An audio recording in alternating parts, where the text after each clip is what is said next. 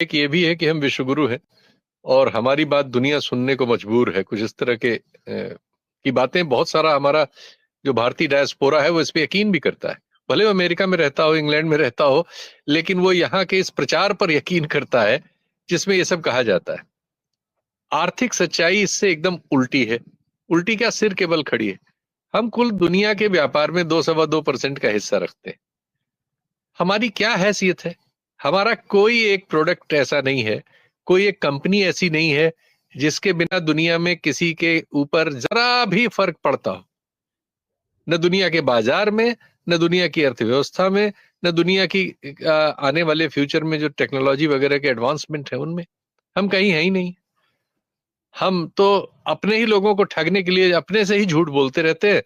अब उसी झूठ को बचाए रखने के लिए हमारी पूरी कसरत ये है।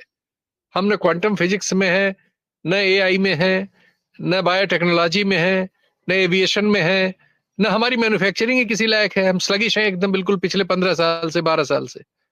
एक्सपोर्ट हमारा लगभग वही है जहां था। 10 20 50 ऊपर नीचे बिलियन होता रहता है, घटता बढ़ता रहता है।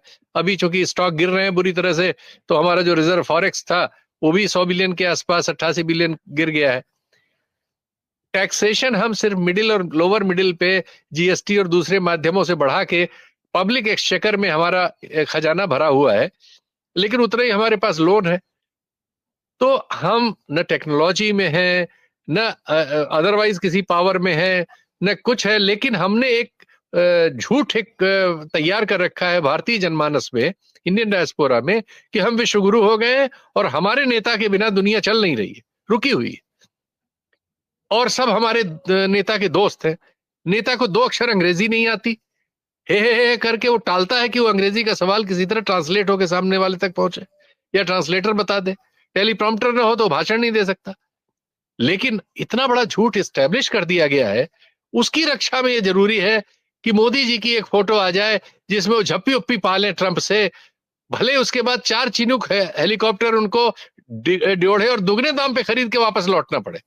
ट्रंप से जब भी वो मिले हैं, मैंने इसको लगातार ध्यान किया है, ट्रंप ने हमेशा इनको कुछ मिलिट्री इक्विपमेंट्स ड्योढ़े दुगने दाम पर, जो बाद में हमारे मिलिट्री जनरल्स वगैरह में आता है, वो इनको पकड़ा है। वो कभी फ्री मिला ही नहीं। Free handshake, there is no free handshake with Trump by Modi साहब। चाहे अहमदाबाद बुलाएं, चाहे उसकी रैली में जाए, चाहे उससे मिले जाए, तो एक कीमत भारत को लगातार चुकानी पड़ेगी। लेकिन भारत की स्थिति कहां है ये कीमत चुकाने की? सवाल ये है। औने पौने में और इस तरह के मामलों में जैसे हम सौदे कर लेते हैं, और उससे हम तो हर चीज में झूठ बोलते हैं।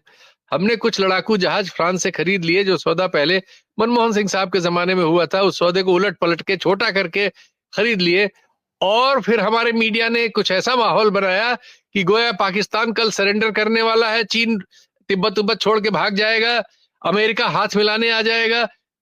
मतलब जिस जिस देश ने वो जहाज बना के हमको बेचा है, ऐसी कल्पना वो नहीं करता, लेकिन उसके उसके कुछ जहाज खरीद के हम ऐसी कल्पनाएं करते हैं। और हमारा मिडिल क्लास डायस तमाम, मैं आपको आश्चर्यचकित आप हो जाएंगे, तमाम डॉक्टर, इंजीनियर, आईएएस ऑफिसर्स तक इस तरह की मूर्खतापूर्ण बातें अपने सोशल मीडिया प्लेटफॉर्म पे लिखते, पढ़ते, बोलते हैं।